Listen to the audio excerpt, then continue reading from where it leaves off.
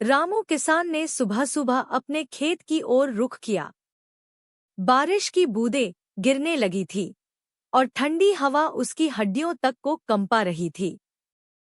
रामू के खेत में गेहूं की फसल खड़ी थी, जो उसकी साल भर की मेहनत का परिणाम थी। लेकिन यह बारिश फसल के लिए विनाशकारी साबित हो सकती थी।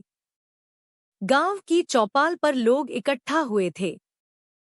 सबकी जुबान पर एक ही बात थी, यह बारिश हमारी मेहनत को मिट्टी में मिला देगी। बूढ़े लाला जी बोले, मौसम का कोई भरोसा नहीं, लेकिन हमें उम्मीद नहीं छोड़नी चाहिए। रामू के घर में चूल्हा ठंडा पड़ा था।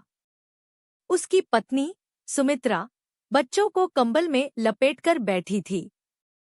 बारिश की बूंदें खपरेल से टपक रही थी।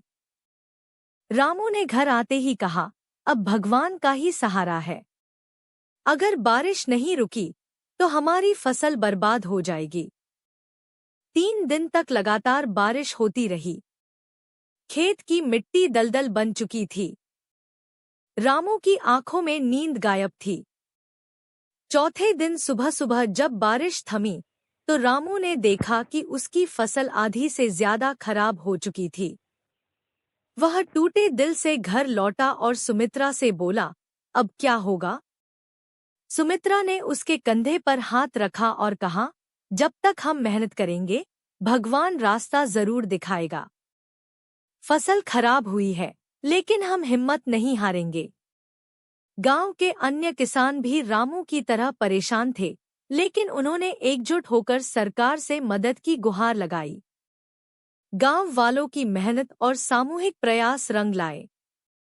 उन्हें सरकारी सहायता और नए बीज मिले। ठंड की मार और बारिश की तबाही के बाद भी रामू और गांव के लोग फिर से खड़े हुए।